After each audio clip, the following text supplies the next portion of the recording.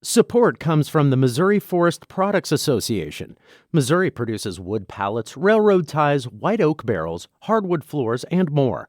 Details on the variety of products made in the state are at choosewood.com. Welcome to St. Louis on the Air. I'm Don Marsh. Love is in the air as Valentine's Day approaches, and it'll be in full flower Sunday afternoon as the St. Louis Chamber Chorus presents its fourth concert of this 62nd season.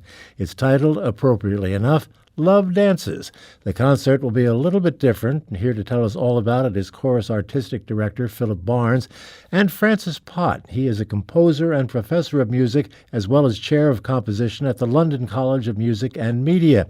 And he has come to St. Louis to hear a world premiere performance of his composition, Ardor Amoris. I hope I pronounced that correctly, or come close. Yes, entirely correct. Oh, very good. Francis Pott joins us in studio along with Philip Barnes. Thank you so much for being with us. Francis, nice to have you with us. I know you're just experiencing a little jet lag, maybe having just come in, but thank you for coming by. Thank you.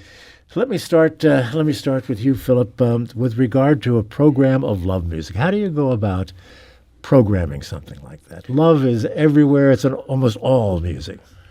Well, I wouldn't say all music, but yes, you're right. Much. It's a pretty good motivator for composers and certainly poets.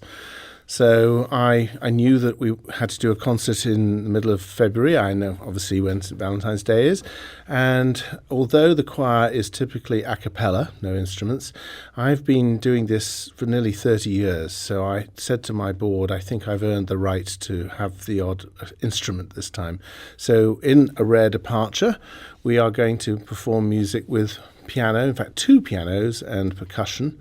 And once you have that in the mix, there's a lot more repertoire for you to go and look at. So I chose the wonderful love song waltzes by Johannes Brahms that I've loved since being an undergraduate and always wanted to do them.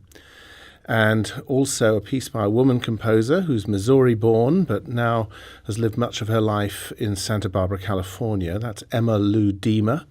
And her piece is called Agnus Dei, and it needs 2 grand pianos and percussion, and we have commissioned a dance for it because this, as you said, is called Love Dances. And so Rachel Savello from Washington University has put together a troupe of 6 dancers, and it's a pretty wonderful thing to see and hear. And then after that, we have a set of Rilke settings, who was a very passionate poet, of course. Most people think that he wrote in German, being German, but he also wrote French poetry, particularly French love poetry. And so there's a setting by the California-based composer Morten Lauridsen called Les Chansons des Roses, and we'll be performing that cycle. And I needed a piece that would then sort of complement all of that. So I turned to Francis Pott for a new cycle of love songs, knowing that he would be more than up for the challenge. Well, Francis, I would have to imagine you're pretty excited because this is the first time it's going to be performed in public, correct? Yes, indeed. It's always exciting to have a premiere, and I'm very grateful to Philip for affording me the opportunity to do this. It's a departure for me in some ways because I think it's fair to say I've become known for writing sacred choral music. Mm-hmm. And so a different set of challenges opens up when you're thinking of mainstream poetry, because you have to respect the text in a different way, and in particular to make it entirely audible. A lot of devotional text may be repeated a great deal, and you can assume that those who are hearing it are already quite familiar with it. But when it's poetry, you have to respect all the imagery in it and somehow still maintain structural control of the whole thing. If you simply responded to all the words moment by moment with images that seemed to match, then you might end up with something that on purely musical terms didn't add up to a structure. Mm. So I had to work with the text in a way that in some sense preserved a sense of overarching unity, despite having 6 different poets, but also that respected the moment-by-moment imagery in those poems. And 2 of the poems are very, very short, whereas at either end there is a sonnet, which is quite a big chunk of text to set to music. So there was a potential imbalance there, which I had to think about quite carefully before setting it. It sounds terrifically complex to me. It has its complexities. I think Philip would agree that the music is quite challenging to perform. Not to listen to. I would hope. I don't think so. I think it's very approachable, actually, to listen to. Well, thank you. I mean, one hopes always that something will seem to promise that it will reward repeated listening. But if that is the case, you've got to invite a second try. It's no good keeping your secrets if nobody bothers a second time. So I hope very much the music will be performed more widely in the future. Is it more difficult to write the music of love than sacred music, or are they the same thing? Wow, how long have you got? Not more difficult, but difficult in a different way, I think. If you're writing love poetry, I think you are partly speaking to the condition of mankind, but there is something intrinsically intimate about it as well, and you want to speak to the individual as well as articulating some kind of truth about the human condition. And it is tricky when you're traversing wide ranges of history, because there is Shakespeare at the beginning, there's James Elroy Flecker in the fifth position of the six songs. And so, that's several centuries and a good deal that lies between. There's some Emily Dickinson, there's Robert Herrick, the 17th century cleric poet, and they're both very fleeting, and so that they had to be in some way put back to back, and they almost form a unity within the overall piece. But the language is so different over these generations and even centuries. The rhythm of language changes, and I guess that's something you have to contend with. You do, and it would be wrong to pretend other than that you have to replace the poetic rhythms of verse with a kind of rhythm of your own. You can't avoid doing that, and there are times when you want to repeat things within the text for emphasis, maybe.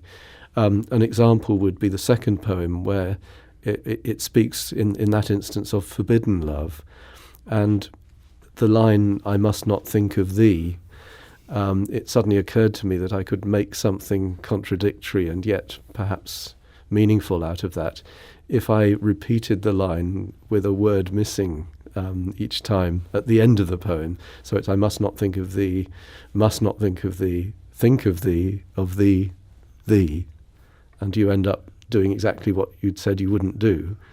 And so there is I mean, I mentioned that in a way to illustrate that there is a kind of opportunism active in one's compositional response, that you see an opportunity and you take it, and it may not be what the poet had in mind, but it's a viable gloss on the original. Well, you have a certain amount of freedom and creativity, but regardless of what the poet might have had in mind, obviously. Yes. That's the way it should be. Philip, what sort of a challenge does this present for the chorus? Well, I should say, first of all, that one of the reasons why Francis is the right person for this commission is that we were asking for a piece to be written by somebody who really understands the human voice and choirs, and Francis does that, and for a while was a member of the choir at Winchester Cathedral. But he's also a professional pianist, so he really understands how to write for the piano as an independent instrument. So the challenge for us was not only the writing. The writing is demanding for us because we can't take our eyes off it for a second, because Francis is always weaving in and out the different textures. But also it's very demanding for our pianist. I should really sing the praises of Lansin Lim-Kimler, because she's doing an extraordinary job of realizing this wonderful new music, but also coordinating it with us. So my job is to try and keep them all together and express what Francis has written on the page. That's the challenge, I think. What about rehearsal? Have you had much time to work with this? Well, we rehearse once a week, and my job again is to find repertoire that I think stretches us but doesn't overreach us. So we've been working on this for probably about 5 weeks. And you haven't been here long enough, Francis, to have worked with the chorus yet at all, I assume. Not at all, no, that's for tomorrow. He gets to hear the dress rehearsal and say, "You're doing it all wrong." No, I wouldn't Lord. say that. No. Well, let's give our audience an opportunity to hear something else that you've done. Obviously, this world premiere, we're not going to preempt that. But tell us about what we have in store for us and that we have a clip of. Yes, certainly. Balulalo is a Scottish 17th century equivalent of lullaby, really. And so it is a lullaby, but it's also actually a nativity poem. So today it's a little unseasonal, but it will give an idea of the sort of sound I make. And it's a nativity portrait, really, in the same sort of way that the great painters of the past exercised. And so it's a simple verse followed by another verse, which is a sort of variant of the first one, and with a soprano soloist who then enters and floats a kind of descant over the top, and then it ends very peacefully. We can hear some of that.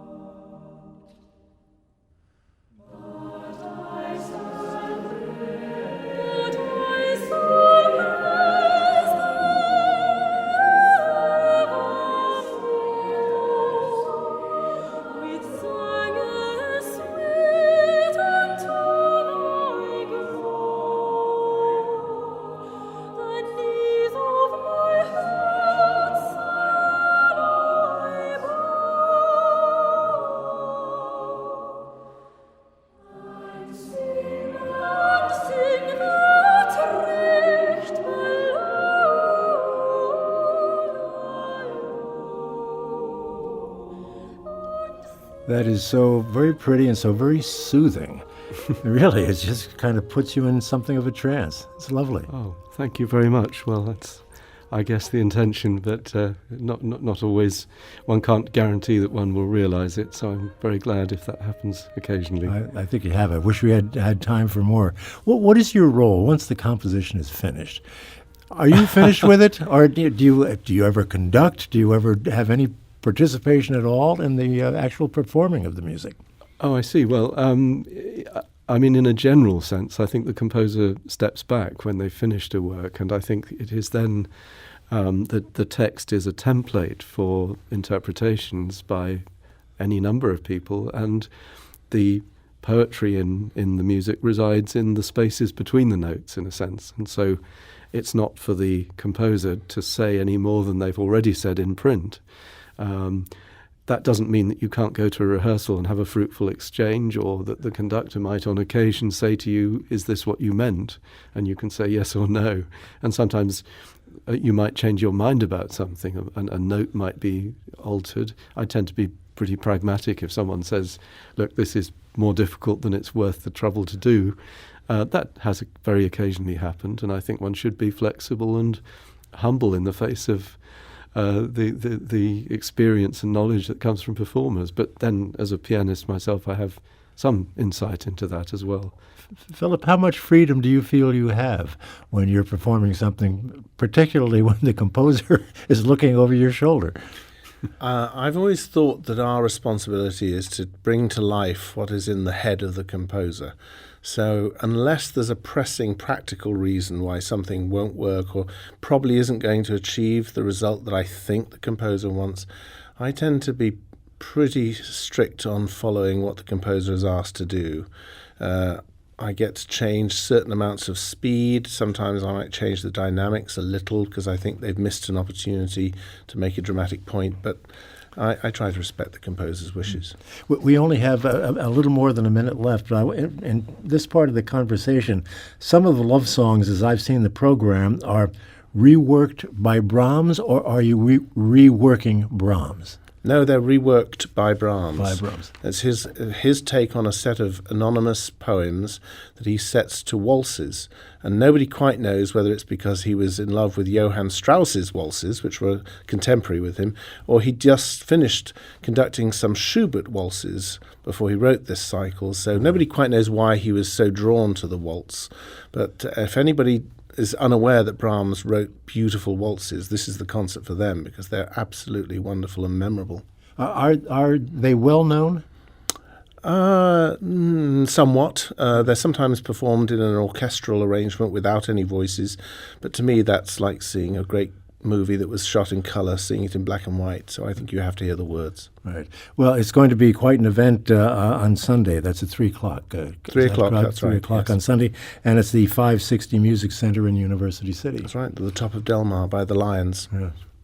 Francis, what do you expect your emotion to be as you hear your composition for the first time?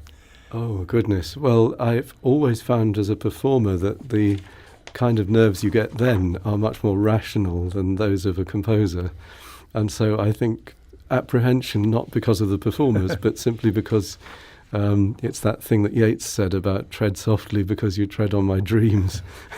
So just hoping that the result realizes my own intentions, and in the sense that the composition is what I meant, not that the performance fails to satisfy. Sure, it's going to be great. A reminder that the Francis Pott composition and the chorus concert Love Dance is performed Sunday at 3 o'clock at the Music Center in 560 Music Center in University City. Thank you both so much for being with us. Great to have you. I'm sure it's going to be a great concert. Thanks. We'll be back with you again on Monday. Archive versions of past St. Louis On the Air programs available for download or podcast at stlpublicradio.org/STLOnAir. St. Louis On the Air, a production of St. Louis Public Radio, 90.7 KWMU. Thank you for listening. I'm Don Marsh. Support comes from the Missouri Forest Products Association, providing more than 41,000 jobs in the production of wood pallets, railroad ties, white oak barrels, hardwood floors, and more. Details at choosewood.com.